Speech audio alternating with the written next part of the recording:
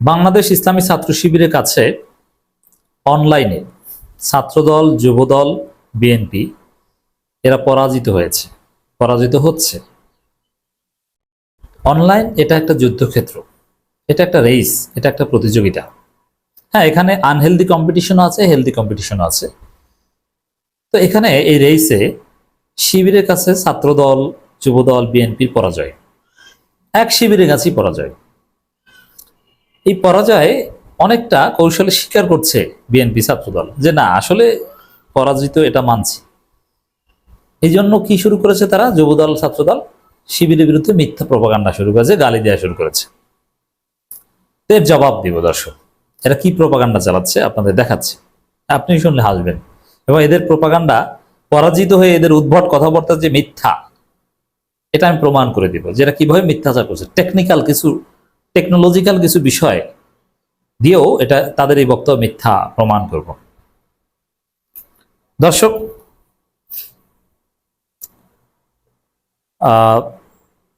অনলাইনের গুরুত্বটা সম্পর্কে একটু বলে নিই, তারপরে ছাত্রদলের এই ভূমিদশ নাকানি চুবানির বা ভূমিদশ পরাজয়ের ক্ষেত্রে আসি।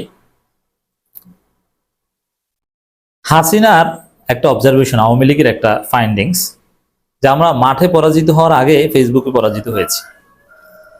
ঢাকা বিশ্ববিদ্যালয় শিবিরের সাবেক সভাপতি আলী আহসান জুনায়েদের, বর্তমান আপ বাংলাদেশের উদ্যোক্তা বা প্রধান, তার যে কনসেপ্ট প্রোফাইল পিকচার লাল করা, ওই প্রোফাইল পিকচার লাল করা ওইটি হাসিনার পতনের মূল ঘণ্টা। সেনাবাহিনী থেকে শুরু করে সরকারি কর্মকর্তা অনেকেই প্রোফাইল পিকচার লাল করেছে, কেউ কালো করেনি, সেলিব্রিটিরা। মানে ওই দিন স্পষ্ট হয়েছে যে জনমত কতটা হাসিনার বিরুদ্ধে, হাসিনা ক্লিয়ার হয়েছে। অতএব দর্শক, আরো নানান বিষয়, আগে ফেসবুকে হাসিনার পতন হয়েছে, তারপরে মাঠে। আমাদের অ্যারাব স্প্রিং, ওটাও আগে সোশ্যাল মিডিয়ায়, টুইটার, ফেসবুকে 2012 সালে যেটা হয়েছিল, 11-12 সালে। অতএব দর্শক, ফেসবুকের রেস বা অনলাইনের জয় পরাজয়, এটা মাঠের জয় পরাজয় নির্ধারক। যারা বলেন ওই ফেসবুকেই, বাস্তবে মাঠে তো না, আমি ফেসবুক চালাই না, আমি মাঠে কাজ করি, আপনি প্রচুর কাজ করেন, আপনি বুঝেনই না কিছু, যে আগে ফেসবুক তারপর মাঠ। এখন রাজনীতি হয় ফেসবুকে, এখন সরকার, উপদেষ্টারা বা যত ঝগড়া যা কিছু হয় এগুলো সব ফেসবুকে, ফেসবুকে পোস্ট দেয়, ফেসবুকে পোস্টের মাধ্যমে রাজনীতি, এটা বাস্তবতা। এটা চললে সমস্যা কি আপনার? ফেসবুকে লাইক কমেন্টের উপর ভিত্তি করেই মারামারি হয়। এর মানে মাঠে কার সাথে ফাটাফাটি বাজবে এটা নির্ধারকও ফেসবুক। কি হা রিয়াক্ট দিচ্ছে আর কে লাভ রিয়াক্ট দিচ্ছে, এগুলো কে কি শেয়ার করছে। অতএব আপনি টেলিভিশন, টক শো, পত্রিকা ওগুলো পড়েন না, ওগুলো দেখেন না। পত্রিকা নিউজ পড়েন ফেসবুকে, আর টেলিভিশন টক শো দেখেন ফেসবুকে। অনেকে ভাবনা না না, আমি তো মেইন স্ট্রিম মিডিয়ায় কথা বলি। আমি বলি মেইন স্ট্রিম মিডিয়ার দাওয়াতে আমি যাই না। কি জন্য যাই না? ওটা তো কেউ দেখে না ভাই, দেখে তো মানুষ ফেসবুক। তো অযথা সময় নষ্ট করে কি দেখবো? ফেসবুকে দেখুক মানুষ সরাসরি, ফেসবুকে বলি, ইউটিউবে বলি। ওই অ্যাডের ফাঁকে ফাঁকে নিউজ দেখা, টকশো দেখা, ওটা সময় মানুষের নাই। এই জন্য মানুষ ইউটিউবে দেখে, ফেসবুকে দেখে, সোশ্যাল মিডিয়া দেখে। এই জন্য রাজনীতিতে আপনাকে জিততে হলে আগে ফেসবুকে জিততে হবে, আপনি পরাজিত হলে আগে ফেসবুকে আপনি পরাজিত হবেন। এটা গত কয়েক বছরের রাজনীতি বাস্তবতা। আপনি যদি আমেরিকার নির্বাচন দেখেন, ডোনাল্ড ট্রাম্প যেখানে জিতেছে, এলন মাস্কের ভূমিকা, আমাদের ইন্ডিয়ার সর্বশেষ ইলেকশন যদি দেখেন যেখানে মোদি জিতেছে, কিন্তু আগের চাইতে কংগ্রেস যথেষ্ট ভালো করেছে, সেখানে ধ্রুব রাঠের ভূমিকা যদি আপনি দেখেন, পৃথিবীর বিভিন্ন দেশে নির্বাচন ক্যাম্পেইনে এই সোশ্যাল মিডিয়া ম্যানেজমেন্টে সবচেয়ে বেশি বাজেট থাকে। কারণ এগুলোই হচ্ছে জয় পরাজয় নির্ধারক। সোশ্যাল মিডিয়ার মাধ্যমে জয় পরাজয় নির্ধারণ হয়। কোন প্রার্থী জয় বাংলা হয়ে যাবে, কোন প্রার্থী কোথায় গিয়ে আকাম করেছে, এগুলো সব ফেসবুকে নির্ধারণ হয়। বড় বড় নেতা ফেসবুকে তার কোন স্ক্রিনশট, ছবি ভাইরাল হয়ে তার রাজনীতি একদম শেষ। এজন্য রাজনৈতিক মৃত্যুর জায়গায় হচ্ছে ফেসবুক, রাজনৈতিক জীবনের জায়গায় হচ্ছে ফেসবুক। ফেসবুক সেলিব্রিটিরাই এখন রাজনীতির বড় নেতা। যে যত বড় সেলিব্রিটি সে তত বেশি গুরুত্বপূর্ণ সমাজে। জামাতের অনেক নেতাকে ফেসবুকে চেনে না, আর বাস্তবেও তাকে কেউ চেনে না, তাকে কেউ গুনেও না, তার ভোটও নেই। আপনি যদি বলেন অমুক জামাত নেতার ফেসবুক আইডি নেই কিন্তু সে মাঠে জনপ্রিয়, এটা মিথ্যা কথা। আপনি জানেন না, আপনি আন্দাজে লিখছেন। এই জন্য ওই হাসিনার পতন আগে হয়েছে ফেসবুকে, তারপরে মাঠে। তা আপনাকে জিততে হলে আগে জিততে হবে ফেসবুক, ইউটিউবে, অনলাইনে, তারপরে মাঠে।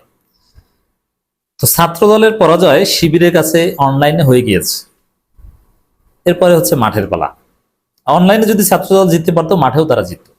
অনলাইনে যদি শিবির হেরে যায়, শিবির সামনে মাঠে হেরে যাবে। এটা একবিংশ শতাব্দীর বাস্তবতা। এই বাস্তবতা অস্বীকার করে তো আপনি চলতে পারবেন না।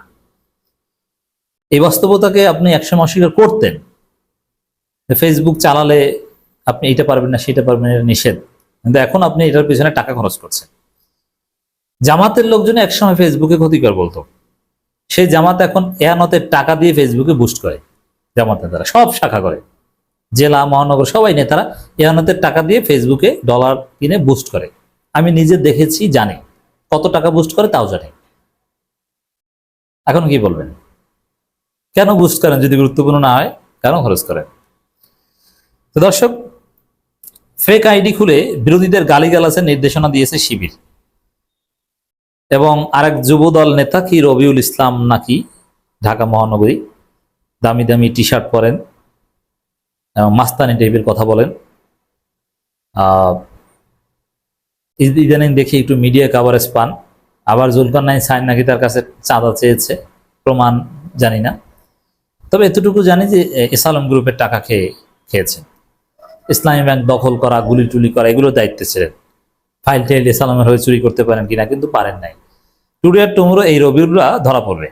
এই সরকারে, যে কোনো সরকারে দুদকের জালে ধরা পড়বে। এদের ভিতরে লিখিত অভিযোগ আছে। এরা বলছেন শিবির করতে হলে 8-10টা ফেক আইডি থাকতেই হয়। আর ছাত্রদল সভাপতি রাকিব বলছে যে 10টা করে ফেক আইডি থাকতে হয়, তারপরে তারা এগুলো দিয়ে গালিগালাজ করে। এখন এই যে ফেক আইডির অভিযোগ শিবিরের বিরুদ্ধে, এটা কেন করছে বা এই বিষয়টা এইভাবে উপস্থাপন করছে কেন? এটি হচ্ছে তাদের স্বীকারোক্তি যে না, আমরা ভাই শিবিরের কাছে পরাজিত হয়েছি, হেরে গিয়েছি, আমরা মেনে নিয়েছি। এখন কেন পরাজিত হয়েছি? ওদের ফেক আইডি আছে, মানে শিবিরের আধিক্য বেশি, শিবির জিতে যায় সব জায়গা, শিবির জিতে গেছে, এটা স্বীকার করছে। তা স্বীকার করে এখন শিবিরের জয়ের ব্যাখ্যা দেয়, শিবির কিভাবে জিতেছে, ফেক আইডি দিয়ে জিতেছে, কিন্তু জিতেছে এই স্বীকারটা করছে। এখন আসলে কি তাই? দেখেন, এটা টেকনিক্যালি ভুয়া কথা। কারণ আপনি যারা ফেসবুক আইডি খোলার কথা জানেন, যে ফেক আইডি একসময় ইচ্ছা মতো খোলা যেত, একটা নাম্বার দিয়ে অনেকগুলো ফেক আইডি খোলা যেত, এখন আগের মতো যায় না। একটা নাম্বার দিয়ে একাধিক আইডি খোলা যায় না। তা একজন শিবির কর্মীর, প্রথম কথা হচ্ছে এটা মিথ্যা, এর কোনো প্রমাণ নেই, এটা আন্দাজে বলেছে, গায়ের জোরে।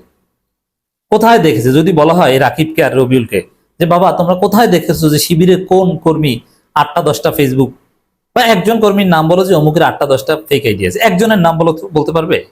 ওর বাপও বলতে পারবে না। মানে ও না বুঝে আন্দাজে বলেছে। দেখেছে সব জায়গায় শিবির আর শিবির, কিন্তু শিবিরের কমিটিতে দেখে 14 জন, ভেবেছিল যে এরা মনে হয় ফেক আইডি চালায়। আসলে যে শিবিরের সাংগঠনিক স্ট্রাকচার এরকম যে কমিটিতে পদ থাকে বেশি, কিন্তু কর্মী নেতা থাকে হাজার, লক্ষ লক্ষ, এটা ওরা জানে না। ওরা ওদের কল্পনার বাইরে যে এত শিবির, এই জন্য ওরা ধারণা করেছে যে ফেক আইডি। আসলে ফেক আইডি না, ফেক আইডি চাইলেই খোলা যায় না। উল্টা পাল্টা নাম দিয়ে ফেক আইডি করলেন, ফেসবুক কর্তৃপক্ষ বন্ধ করে দেয়। অল্প আপনাকে এনআইডি বা যে কোনো একটা গভর্নমেন্ট কার্ড দিয়ে ভেরিফাই করতে হয় যে না আপনার জন্ম তারিখের সাথে মিল আছে কিনা। এই জন্য ফেক আইডি খোলার সুযোগ নেই, ওটা অটো বন্ধ হয়ে যায়, এটা জানে ওরা।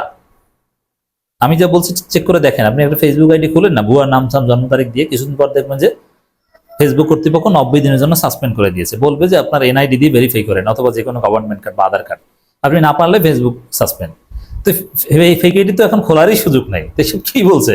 মানে শিবিরের জনপ্রিয়তা এত, শিবির চারদিকে শিবির আর শিবির, যেখানে যায় শিবির, ছাত্র দলের মধ্যেও শিবির, ছাত্র দলের পেজেও শিবির, এত শিবির দেখে এদের মাথা খারাপ। এই কারণে ওরা কুধারণা করছে যে এত শিবির তো সম্ভব না, আর শিবির তো বেশি লোক নিয়ে মিছিলও করে না, তাহলে মনে হয় ফেক আইডি। এটা এই কল্পনা থেকে, এই ধারণা থেকে তারা বলছে। আসলে এরা সব অরিজিনাল শিবির, ফেক আইডি না। তবে গালিগালাজ জামাতের বা শিবির কেউ করে, এটা ঠিক, এটা করা উচিত না। আর গালিগালাজ এটা বাংলাদেশিদের নেচার, এটা শুধু শিবির না, সবাই করে। আমাকেও জামাত শিবিরের লোকজন গালাগালি করে, তা আমাকে যদি গালি দিতে পারে তাহলে বিএনপিকে গালি দেয়, এটা নিশ্চিত। এই গালাগালি করবেন না। আর এই যে গালাগালি করে, এটা শিবিরের সমস্যা না, এটা টোটাল বাংলাদেশের আমাদের নেটিজেনদের সমস্যা।